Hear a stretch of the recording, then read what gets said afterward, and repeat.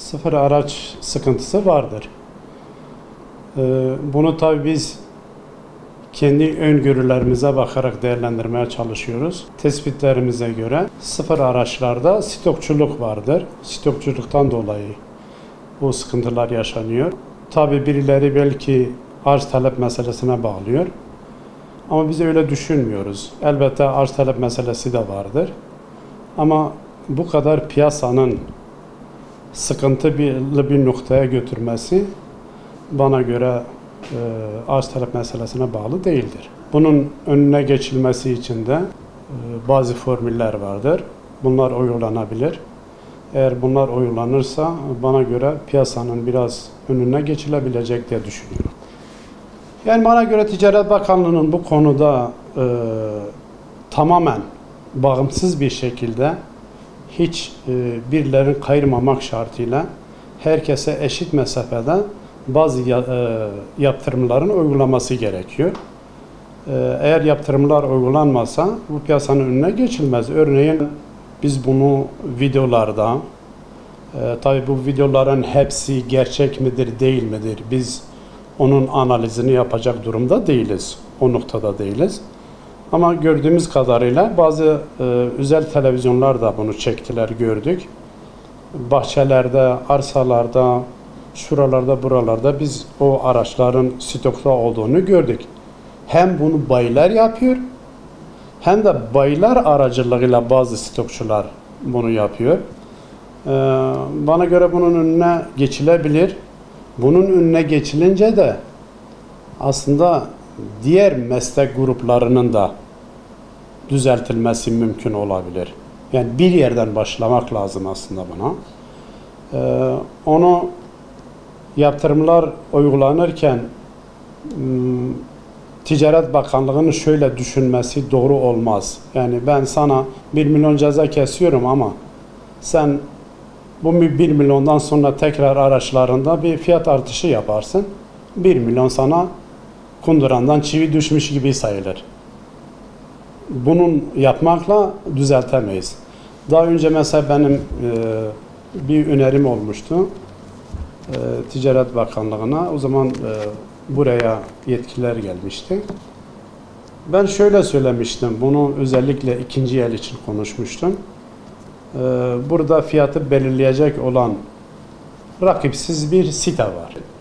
Ben şöyle bir öneri getirmiştim. Demiştim ki bir aracın kasko bedeli vardır. Bu kasko bedelinin üzerinde herhangi bir fiyat girişimi olduğu zaman onaylamasın.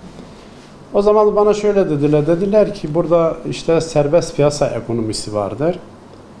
O serbest piyasa ekonomisi buna müsaade etmiyor veya izin vermiyor. Ben de şöyle demiştim. Yani serbest piyasa ekonomisi bizim buralarda çokça kullanılan bir tabir vardır. Kur'an harfi değildir, değişmez. Bunu değiştirebilirler. Mesela yetkililer bunu bir şekilde bir kanunla önünü kesebilirler. Daha önce mesela 80'li yıllarda, 90'lı yıllarda bu vardı. Serbest piyasa ekonomisi yine vardı. Rahmetli Turgut Özal zamanında. Ama o zaman nasıl bir serbest piyasa ekonomisi vardı? Ben nasıl daha az satabilirim? Sirkülasyonda nasıl kazanabilirim?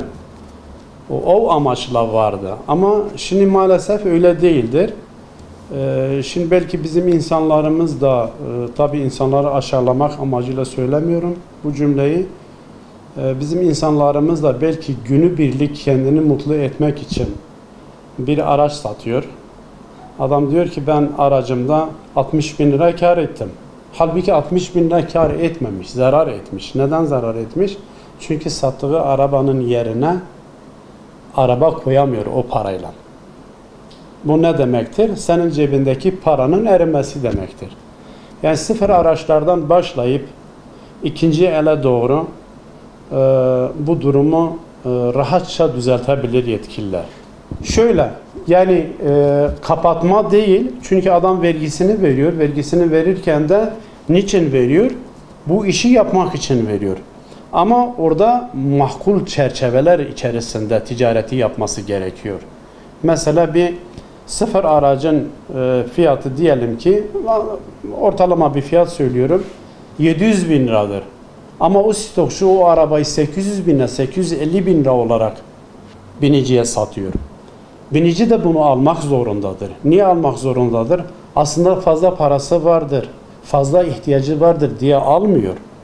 Aracı, yani piyasadaki araçları tamamen bir yatırım sektörüne dönüştürdüler. Bir borsa haline getirdiler. Bu da hem halka aslında hem de yapan adama zarar. Aslında buradaki kar marjını ne düşünürsen düşün, bu işi yapan, o büyük stokçuları içinden çıkarıyoruz. Bu işi yapan mesela bizim kategorimizdeki insanlar hepsi zarar etmiştir. Ama günübirlik kendilerine kandırmışlar. Sıfır aracın piyasası düzelirse ikinci el daha rahat çalışır. Niye çalışır? Şöyle bir örnek vereyim.